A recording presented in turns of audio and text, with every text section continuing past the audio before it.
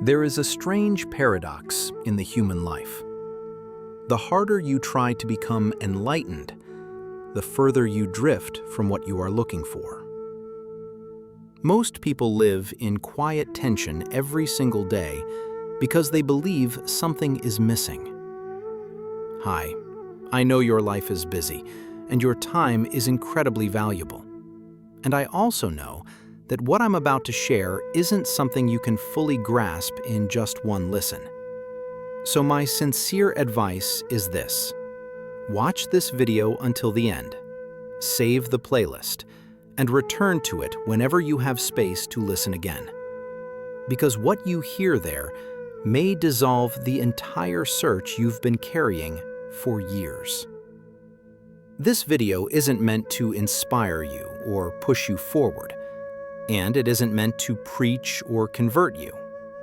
This is a reminder of something you already have, but were taught to forget. If these words resonate with you, watch slowly, listen deeply, and save this video. Because this is the kind of message that works through repetition, not through speed. Let's begin. Imagine an early morning, before sunrise. The air is cold. The room is crowded.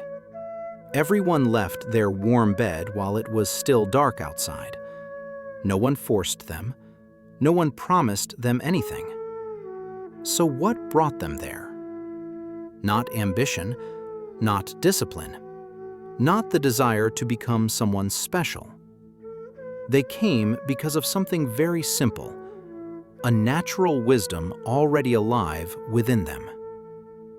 You are no different. No one searches for truth unless truth already exists within them. You do not long for light unless something in you recognizes light. The reason you are watching this video right now is not coincidence. It's not an algorithm. It is awareness recognizing itself. And yet, if that's true, why do we feel lost? Why do we feel incomplete? You are not searching because you lack something. You are searching because you already have it, but it has been covered. And that covering is what we need to understand. Because the real problem is not that you don't have it. The problem is that you learned how to look at yourself the wrong way. Think about the sun. It rises every single day, never late, never absent, never missing. And yet, some days you can't see it. Not because the sun is gone, but because clouds fill the sky. Your Buddha mind is exactly the same. It has never left. It has never weakened. It has never been damaged. What hides it are the illusions created by self-interest, comparison, and personal bias. From childhood, you were taught, be better than others, be right, be admired, be ahead. And slowly, clouds formed. You don't lose your Buddha mind when you're angry. You don't lose it when you're sad. You don't lose it when you fail. Even when you are asleep, it remains. If someone splashes cold water on you, you feel cold. If you bring your hand near fire, you feel heat. What knows that? Not thought, not personality. That is the unborn mind functioning perfectly. Stop trying to create awareness. Recognize what has been functioning flawlessly all along. So why does the human mind become so heavy? Every time anger arises, something subtle happens. You are not just reacting to someone else. You are transforming clear wisdom into confusion and suffering. Anger does not come from circumstances. It comes from self-partiality. The moment you place me at the center, everything else becomes an enemy. Happiness and anger grow from the same root, attachment to self. And once that attachment takes over, you enter an endless cycle of struggle. But the instant self-partiality dissolves, the mind returns to the unborn. No fixing, no effort, no spiritual performance. Just recognition. When anger appears, ask yourself, what am I trying to protect right now? When that disappears, freedom appears instantly. So does that mean you need years of harsh practice to awaken? Look at the life of a monk. No home, no money, no steady food, sleeping outdoors, walking through mountains, begging and often going hungry. All of this for one reason only: to realize the Buddha mind. But here is the paradox. Once the Buddha mind is clearly seen, nothing else is required. It doesn't demand rules to follow or rituals to perform. It doesn't ask you to master techniques or solve riddles of the mind. Not because they are wrong, but because they are no longer necessary. When the unborn is present, life takes care of itself. Do not confuse the path with the destination. What you are looking for does not come from trying harder. Then what about ordinary life? A samurai receives a stipend from his lord. He has shelter, warm clothing, regular meals. If he lives in the unborn, every duty becomes effortless. No self-interest, no bias. That natural fairness makes him respected by everyone he encounters. Or consider a traveling peddler.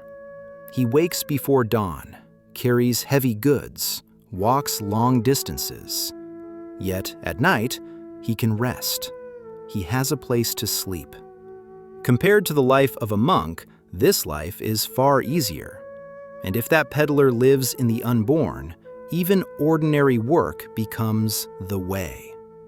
No profession prevents awakening. Only attachment to self does. Now let me tell you a story. Not a metaphor, not an abstract teaching. A real story. One that reveals how the Buddha mind works in ways the thinking mind could never predict. About 30 years ago, there was a tradesman who often came around this temple. People didn't call him by his real name. They called him Magoemon, the thief.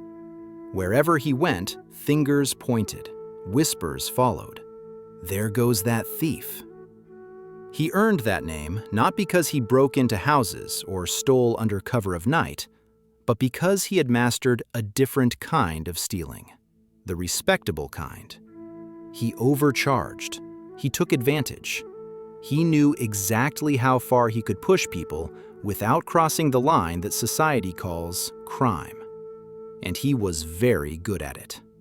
So good that year after year, his wealth grew. The more people criticized him, the richer he became. And strangely enough, even during those years, he still visited this temple. I spoke to him many times. I warned him. "You're incorrigible, Magoemon," I told him. "Everywhere I go, people complain about you. They call you a thief. And you know why? Because you've made yourself one." But Magoemon didn't see it that way. He would smile calmly and reply, "If I broke into someone's home, I would feel shame. If I stole from storehouses, I would feel shame. But I don't do that. I trade. I sell. I profit." Then he added something revealing. "Notice something, Master. The people who slander me the most are other tradesmen. They don't make the money I make, so they resent me. Business is business." And with that, he went on unconcerned. No guilt, no inner struggle, no visible conflict. From the outside, he looked like a man completely at ease with himself. And yet, something invisible was already at work. Years passed. Then one day, without warning, without announcement, Magoemon disappeared from business. No scandal, no collapse, no punishment. He simply handed his business over to his nephews. He took the fortune he had hoarded for decades and divided it among his relatives. Then he came to me. Not to argue, not to explain. He bowed deeply and said, "Please shave my head and make me a monk." I didn't ask him why. When a man like that speaks those words, they do not come from impulse. They come from something that has already turned. I told him honestly, if anyone else had asked this of me, I might hesitate. But coming from someone with your reputation, this request carries unusual weight. And so I accepted him. From that moment, Magoemon changed. Not gradually, not symbolically, but completely. He practiced with sincerity, not as compensation for guilt, not to erase the past. There was no struggle in him. Within 30 days, something remarkable happened. People stopped calling him Magoemon the Thief. They began calling him Buddha Magoemon. No one instructed them to do so. No authority declared it. It happened naturally. That is how the Buddha mind works. Not through correction or punishment, not through moral accounting. Transformation does not come from fighting what you were. It comes from awakening to what was always functioning beneath it. This is what I want you to understand clearly. Nothing in this world is as marvelous as your Buddha mind. Not discipline, not asceticism, not reputation, nor purity. You do not become unborn by improving yourself. You become unborn by recognizing and confirming what is already so. That confirmation cannot be borrowed from words. It cannot be transferred from teacher to student. It must occur in your own mind. That is why I refuse to burden you with instructions. I will neither lead you into methods nor confine you with rules, nor ask you to lean on texts or discipline your mind through meditation. Not because these things are wrong, but because none of them give you the Buddha mind. You already have it. No teacher can hand it to you. No practice can manufacture it. If you listen carefully, not with effort, but with openness, and recognize the Buddha mind already at work within you, then in that very moment, you are a living Buddha. Not symbolically, not metaphorically, literally. Wherever you are standing, that place is the unborn. Whatever you are doing, that activity is complete. If you feel drawn to recite sutras, then recite them. If you want to meditate, then meditate. If you wish to observe precepts, do so wholeheartedly. And if you are a farmer, then farm. If you are a tradesman, then trade. Whatever you do, that becomes your personal samadhi. Not because the activity is sacred, but because the Buddha mind is present. When the unborn is recognized, there is no conflict between spirituality and ordinary life. Work does not obstruct awakening. Family does not obstruct awakening. Mistakes do not obstruct awakening. Only one thing does: the belief that you are separate from what you are seeking. Magoemon did not become Buddha Magoemon by repenting harder than others. He did not erase his past through suffering.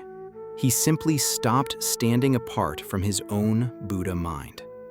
And when that happens, even a thief becomes a Buddha. Without effort, without display, without delay.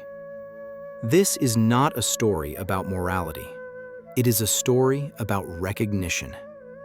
The Buddha mind does not judge your history. It does not weigh your actions. It illuminates.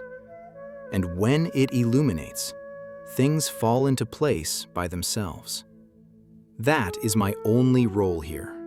Not to give you something new, not to turn you into something better, only to point, so that you may confirm for yourself the Buddha mind you were given at birth. Nothing more is required, and nothing less will do. What we uncovered today is simple, but not small. Nothing essential was ever taken from you.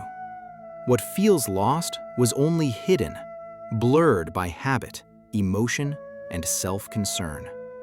The struggle you call suffering was never caused by life itself, and the way back does not require force or severity. Even this ordinary life you're living right now has always been enough. If this video grounded you, like it, subscribe, and save it. And tell me in the comments, which moment in this video made you pause the longest? That pause may be where you've always been.